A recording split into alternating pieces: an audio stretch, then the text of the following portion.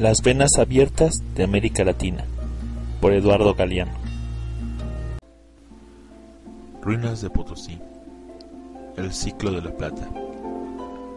Analizando la naturaleza de las relaciones metrópoli-satélite a lo largo de la historia de América Latina como una cadena de subordinaciones sucesivas, André Gunde Frank ha destacado en una de sus obras que las regiones hoy día más signadas por el subdesarrollo y la pobreza son aquellas que en el pasado han tenido lazos más estrechos con la metrópoli y han disfrutado de periodos de auge. Son las regiones que fueron las mayores productoras de bienes exportados hacia Europa o posteriormente hacia Estados Unidos y las fuentes más caudalosas de capital, regiones abandonadas por la metrópoli cuando por una u otra razón los negocios decayeron.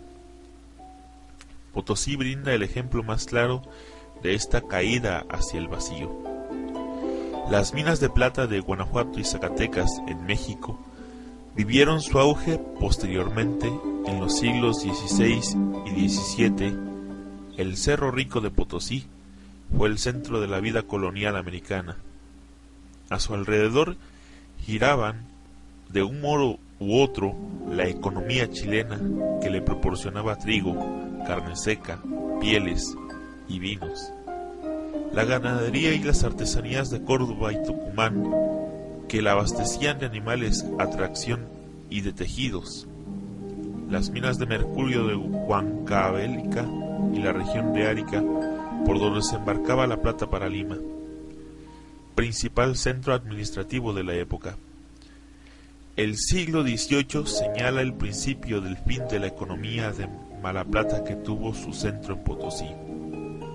Sin embargo, en la época de la independencia todavía la población del territorio que hoy comprende Bolivia era superior a la que habitaba lo que hoy es la Argentina.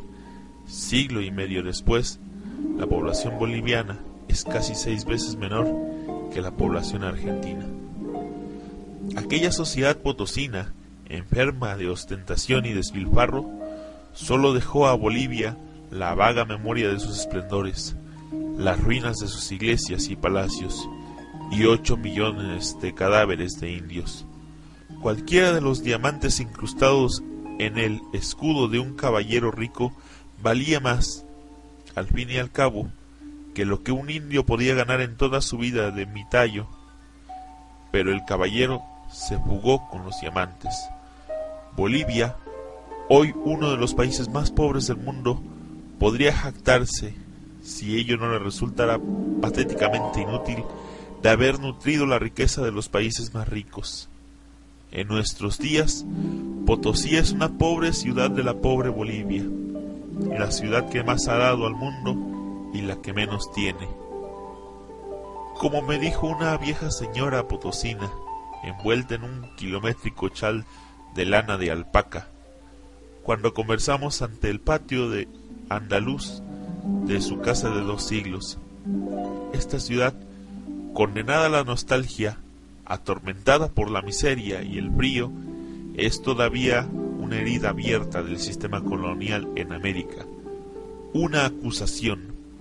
El mundo tendría que empezar por pedirle disculpas. Se vive de los escombros. En 1640, el padre Álvaro Alonso Barba publicó en Madrid, en la imprenta del Reino, su excelente tratado sobre el arte de los metales. El estaño, escribió Barba, es veneno. Mencionó cerros donde hay mucho estaño, aunque lo conocen pocos, y por no hallarle la plata que todos buscan, le echan por ahí. En Potosí se explota ahora el estaño que los españoles arrojan a un lado como basura. Se venden las paredes de las casas viejas como estaño de buena ley. Desde las bocas de los 5 socavones que los españoles abrieron en el Cerro Rico, se ha chorreado la riqueza a lo largo de los siglos. El cerro ha ido cambiando de color a medida que los tiros de dinamita lo han ido vaciando y lo han bajado al nivel de la cumbre. Los montones de roca acumulada en torno de los infinitos agujeros tienen todos los colores, son rosados, lilas, púrpuras, ocres, grises, dorados, pardos, una colcha de retazos. Los yamperos rompen las rocas y los payiris indígenas, de mano sabio para pesar y separar, picotean como pajaritos los restos de los minerales en busca de estaño. En los viejos socavones que no están inundados, los mineros entran todavía, la lámpara de carburo en una mano, encogidos los cuerpos para arrancar lo que pueda. Plata no hay, ni un relumbrón. Los españoles barrían las vetas hasta con escobillas. Los payacos cavan a pico y a pala pequeños túneles para extraer venenos de los despojos. El cerro es rico todavía, me decía, sin asombro, un desocupado que arañaba la tierra con las manos. Dios ha de ser, figúrese, el mineral crece como si fuera planta igual. Frente al cerro rico de Potosí se alza el testigo de la devastación. Es un monte llamado Huacachí, que en quechua significa cerro que ha llorado. De sus laderas brotan muchos manantiales de agua, los ojos de agua que dan de beber a los mineros. En sus épocas de auge, al promediar el siglo XVII, la ciudad había congregado a muchos pintores y artesanos españoles, o criollos, o imagineros indígenas que imprimieron su sello al arte colonial americano. Melchor Pérez de Holguín, el Greco de América, dejó una vasta obra religiosa que a la vez delata el talento de su creador y el aliento pagano de estas tierras. Se hace difícil olvidar, por ejemplo, la espléndida Virgen María, que, con los brazos abiertos, da de mamar con un pecho al niño Jesús y con el otro a San José. Los orfebres, los cinceladores de platería, los maestros de repujado y los ebanistas, artífices del metal, la madera fina, el yeso y los marfiles nobles, nutrieron las numerosas iglesias y monasterios de Potosí con tallas y altares de infinitas filigranas relumbrantes de plata, y púlpitos y retablos valiosísimos. Los frentes barrocos de los templos trabajados en piedra han resistido el embate de los siglos, pero no ha ocurrido lo mismo con los cuadros, en muchos casos mortalmente mordidos por la humedad, no con las figuras u objetos de poco peso.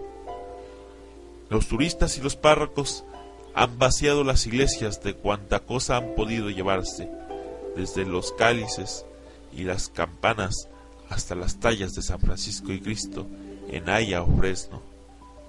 Estas iglesias desvalijadas, cerradas ya en su mayoría, se están viniendo abajo, aplastadas por los años. Es una lástima porque constituyen todavía, aunque hayan sido saqueadas, formidables tesoros en pie de un arte colonial que funde y enciende todos los estilos, valioso en el genio y en la herejía. El signo escalonado de Tiwanaku en lugar de la cruz, y la cruz junto al sagrado sol y la sagrada luna, las vírgenes y los santos con pelo natural, las uvas y las espigas enroscadas en las columnas, hasta los capiteles junto a la cantuta, la flor imperial de los incas, las sirenas, Baco y las fiestas de alternado con el ascetismo romántico, rostros morenos de algunas divinidades y las cariátides de rasgos indígenas. Hay iglesias que han sido reacondicionadas para prestar, ya vacías de fieles, otros servicios. La iglesia de San Ambrosio se ha convertido en el cine Omiste. En febrero de 1970, sobre los bajorrelieves barrocos del frente se anunciaba el próximo estreno. El Munos está loco, loco, loco. El templo de la Compañía de Jesús se convirtió también en cine, después en depósito de mercaderías de la empresa Grache y por último en almacén de víveres para la caridad pública. Pero otras pocas iglesias están aún mal que bien, en actividad. Hace por lo menos siglo y medio que los vecinos de Potosí queman cirios a falta de dinero. La de San Francisco, por ejemplo, dicen que la cruz de esta iglesia crece algunos centímetros por año y que también crece la barba del Señor de la Veracruz, un imponente Cristo de plata y cera que apareció en Potosí, traído por nadie hace 4 siglos. Los curas no niegan que cada determinado tiempo lo afeitan y le atribuyen, hasta por escrito, todos los milagros, conjuraciones sucesivas de sequías y pestes, guerras en defensa de la ciudad acosada. Sin embargo, nada pudo el Señor de la Veracruz contra la decadencia de Potosí. La extenuación de la plata había sido interpretado como un castigo divino por las atrocidades y los pecados de los mineros. Atrás quedaron las misas espectaculares, como los banquetes y las corridas de toros, los bailes y los fuegos de artificio. El culto religioso a todo lujo había sido también, al fin y al cabo, un subproducto del trabajo esclavo de los indios. Los mineros hacían, en la época de esplendor, fabulosas donaciones para las iglesias y los monasterios y celebraban suntuosos oficios fúnebres. Llaves de plata pura para las puertas del cielo. El mercader Álvaro Bejarano había ordenado en su testamento de 1559 que acompañaran su cadáver todos los curas y sacerdotes de Potosí. El curanderismo y la brujería se mezclaban con la religión autorizada, en el delirio de los fervores y los pánicos de la sociedad colonial. La extrema unción, con campanilla y palio, podía, como la comunión, curar a la agonizante, aunque resultaba mucho más eficaz un jugoso testamento para la construcción de un templo o de un altar de plata. Se combatía la fiebre con los evangelios. Las oraciones en algunos conventos refrescaban el cuerpo, en otros daban calor. El credo era fresco como el tamarindo o el nitro dulce, y la salve era cálida como el azahar o el cabello de choclo. En la calle Chuquisaca puede uno admirar el frontis, roído por los siglos, de los condes de Carma y Cantiara, pero el palacio es ahora el consultorio de un cirujano dentista. La heráldica del maestre de campo, don Antonio López de Quiroga, en la calle Lanza, adorna ahora una escuelita. El escudo del marqués de Otavi, con sus leones rampantes, luce en el pórtico del Banco Nacional. En qué lugares vivirán ahora, lejos se ha debido ir. La anciana potosina, atada a su ciudad, me cuenta que primero se fueron los ricos y después también se fueron los pobres. Potosí tiene ahora 3 veces menos habitantes que hace 4 siglos. Contemplo el cerro desde una azotea de la calle Uyuni, una muy angosta y viborante callejuela colonial, donde las casas tienen grandes balcones de madera tan pegados de vereda a vereda que pueden los vecinos besarse o golpearse sin necesidad de bajar a la calle. Sobreviven aquí, como en toda su ciudad, los viejos candiles de luz mortecina, bajo los cuales, al decir de Jaime Molins, se solventaron querellas de amor y se encurrieron como duendes embosados cabellos, damas elegantes y tahúres. La ciudad tiene ahora luz eléctrica, pero no se nota mucho. En las plazas oscuras, a la luz de los viejos faroles, funcionan las tómbolas por las noches. Vi rifar un pedazo de torta en medio de un gentío. Junto a Potosí cayó Sucre.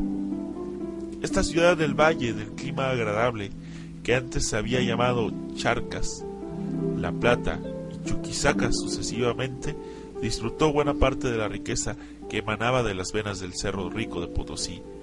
Gonzalo Pizarro, hermano de Francisco, había instalado allí su corte, fastuosa como la del rey que quiso ser y no pudo. Iglesias y caserones, parques y quintas de recreo brotaban continuamente junto a los juristas, los místicos y los retóricos poetas que fueron dando a la ciudad de siglo en siglo su sello. Silencio, es Sucre. Silencio, no más, pues. Pero antes esta fue la capital cultural de los virreinatos, la sede principal arzobispado de América y del más poderoso tribunal de justicia de la colonia, la ciudad más ostentosa y culta de América del Sur. Doña Cecilia Contreras de Torres y doña María de las Mercedes Torralba de Gramajo, señoras de Ubina y Coquechaca, daban banquetes de Camacho, competían en el derroche de las fabulosas rentas que producían sus minas de Potosí, y cuando las opíparas fiestas concluían, arrojaban por los balcones la vajilla de plata y hasta los enseres de oro para que los recogieran los transeúntes afortunados. Sucre cuenta todavía con una torre Eiffel y con sus propios arcos del triunfo, y dicen que con todas las joyas de su Virgen se podría pagar toda la gigantesca deuda externa de Bolivia. Pero las famosas campañas de la Iglesia, que en 1809 cantaron con júbilo a la emanación de América, hoy ofrecen un tañido fúnebre. La ronca campana de Francisco, que tantas veces anunciara sublevaciones y motines, hoy dobla por la mortal inmovilidad de Sucre. Poco importa que siga siendo la capital legal de Bolivia y que en Sucre resida todavía la Suprema Corte de Justicia, porque las calles pasean innumerables leguleyos, enclenques y de piel amarilla, sobrevivientes, testimonios de la decadencia, doctores y aquellos que usaban quevedos con cinta negra y todo. Desde los grandes palacios vacíos, los ilustres patriarcas de Sucre envían a sus sirvientes a vender empanadas a la ventanilla del ferrocarril. Hubo quien supo comprar, en otras horas afortunadas, hasta su título de príncipe. En Potosí y en Sucre solo quedaban vivos los fantasmas de la riqueza muerta. En Huanchaca, otra tragedia boliviana, los capitales anglo y chilenos agitaron durante el siglo pasado vetas de plata de más de 2 metros de ancho, con una altísima ley. Ahora solo restan las ruinas humeantes de polvo. Huanchaca continúa en los mapas, si todavía existiera, como un centro minero vivo, con su pico y su pala cruzados. ¿Tuvieron mejor suerte las minas mexicanas de Guanajuato y Zacatecas? Con base en los datos que proporciona Alexander von Humboldt, se ha estimado en unos $5,000 millones actuales la magnitud del excedente económico evadido de México entre 1760 y 1809.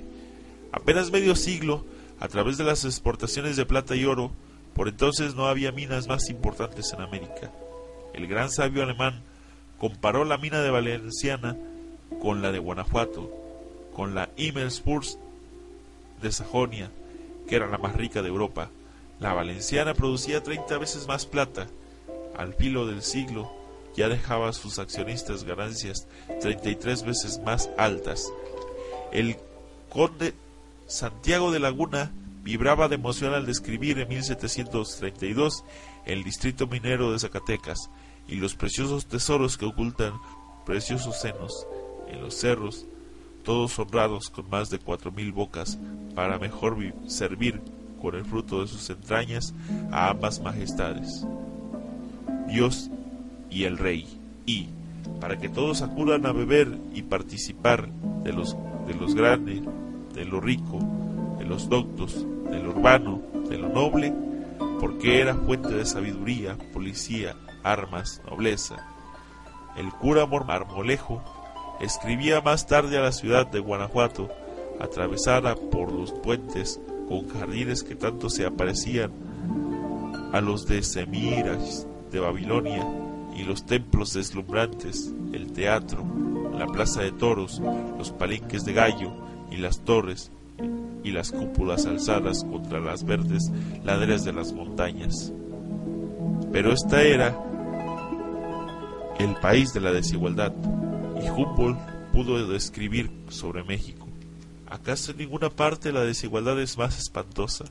La arquitectura de los edificios públicos y privados, la finura del ajuar de las mujeres, el aire de la sociedad, todo enuncia en un extremo de esmero que se contrapone extraordinariamente a la desnudez, ignorancia y rusticidad del populacho. Los socavones engullían hombres y mulas en las lomas de las cordilleras. Los indios que vivían solo para salir de día padecían hambre endémica y las pestes los mataban como moscas.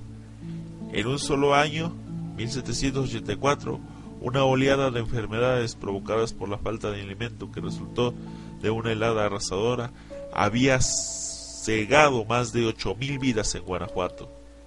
Los capitanes no se acumulaban, sino que se derrochaban. Se practicaba el viejo dicho: padre mercader, hijo caballero, nieto pordiosero.